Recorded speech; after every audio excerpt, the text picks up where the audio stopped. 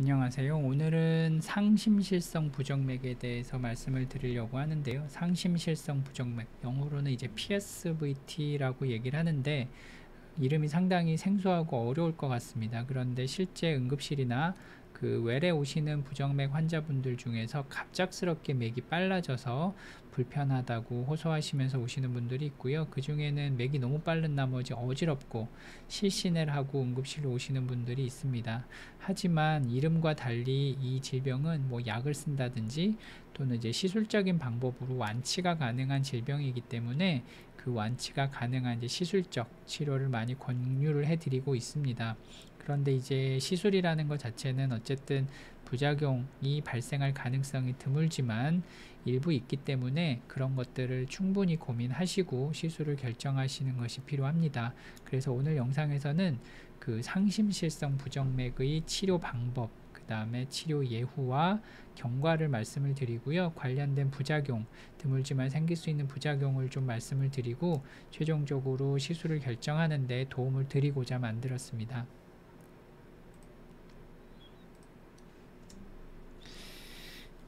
보통 저희가 시술을 하기 위해서 시술방에 오시게 되면 보통 환자분이 이제 누운 상태로 오시게 되고요. 그래서 이렇게 심장이 있는 경우에 이제 양쪽에 사타구니 쪽 혈관을 천자를 합니다. 그리고 이쪽 관을 통해서 심장으로 접근할 수 있는 관을 만들게 되는데 우리가 흔히 이제 상심실성 부정맥이라고 하는 부정맥에 대해서 잠깐만 언급을 드리면요.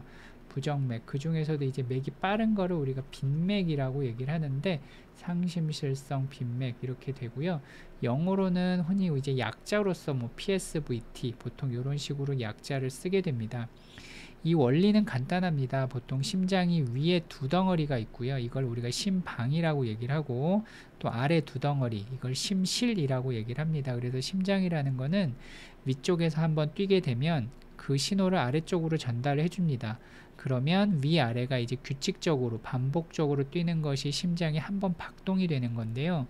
이제 요 부정맥이 있는 분들, 상심실성 부정맥이 있는 분들은 이 전기 신호줄이 선천적으로 두 개가 있는 겁니다. 두 개가 있기 때문에 이제 정상적으로 신호가 하나가 내려갈 뿐 아니라 다른 곳에서도 비정상적으로 신호가 내려감으로써 맥박수가 갑자기 2배, 3배 이상 빨라지는 겁니다. 그래서 우리가 잠을 잔다거나 안정시에는 맥박수가 뭐 100회 이하 이게 정상인데 이 신호전깃줄이 두 개 있는 분들은 맥박수가 갑자기 빨라지는 경우들이 있죠. 그래서 이 시술 자체의 원리는 간단합니다. 이 양쪽으로 혈관을 통해서 천자한 관을 통해서 뭐 기관에 따라 다르기는 한데요. 정맥을 하시는 기관도 있고 동맥을 하시는 기관도 있긴 하지만 그 천자한 관을 통해서 이 쓸데없이 있는 비정상적인 전기 신호줄을 전기로 태워서 잘라버리는 시술이 이제 상심실성 부정맥의 우리가 흔히 얘기하는 이제 전극 도자 절제술 이렇게 얘기를 하고 있습니다. 그런데 가장 큰 문제점은 이 두 개의 전깃줄이 일부에서는 너무 가깝게 있는 경우들이 많습니다. 그리고 시술을 한 때 심장은 멈춰 있는 것이 아니고 계속 박동을 하고 있기 때문에 이 아주 가까운 줄을 이 비정상적인 전깃줄을 자르다가 정상적인 전깃줄까지 손상을 입는 경우가 드물게 있습니다. 그러면 위쪽과 아래의 신호를 연결하는 줄이 없어지기 때문에 이 경우에는 어쩔 수 없이 시술을 하고 나서 박동기라는 거를 넣어야 되는 부작용이 생길 수 있습니다. 이런 경우는 뭐 기관에 따라 다르긴 하지만 약 100명에 1명 정도 한 1% 정도에서 발생한다라고 되어 있고요. 이 박동기를 넣게 되면 뭐 치료는 가능하지만 이 질병을 치료하기 위해서 시술한 이후에 이런 부작용이 생기는 경우는 상당히 마음 아픈 일이 생길 수도 있습니다. 하지만 이런 일이 생기지 않도록 저희가 이제 시술을 하기 전에 이 둘 사이의 전깃줄이 얼마나 가까운지를 저희가 측정을 하게 되고요. 만약에 이 두 전깃줄 사이가 너무 가까워서 이제 줄이 끊어질 확률이 높다라고 하면 보통은 환자분과 상의를 하고 시술 진행 여부를 결정할 수가 있습니다. 왜냐하면 보통 이 시술은 전신 마취를 하는 것이 아니고 수면 마취 또는 이제 국소 마취만을 하고서 진행을 하기 때문에 환자분과 충분한 상의를 거치고 시술 진행 여부를 결정을 할 수가 있습니다. 그리고 이 상심실성 부정맥 같은 경우에는 시술한 이후에 약 98%에서는 이제 완치가 됩니다. 그래서 서두에서도 말씀드렸지만 상심실성 부정맥 같은 경우에는 완치가 가능한 질병 중에 하나고요.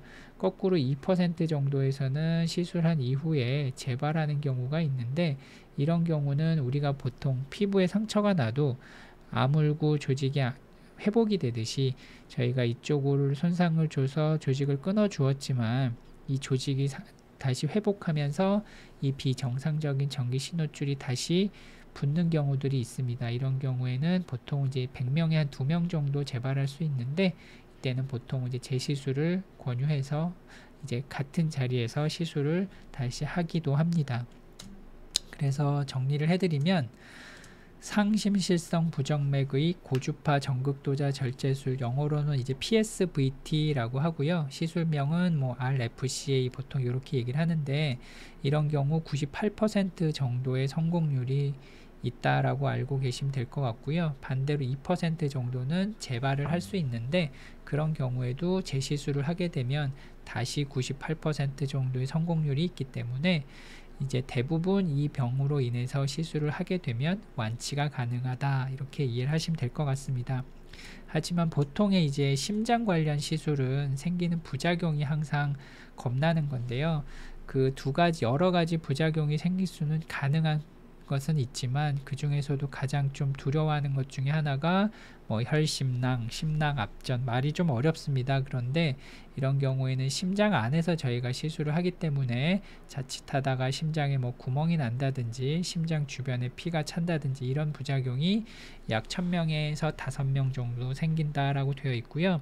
아까 말씀드린 이제 2개의 전깃줄이 모두 끊어지면서 이제 박동기를 넣는 경우가 기관에 따라 다르긴 하지만 약 100명에 1명 정도 발생을 할 수가 있습니다.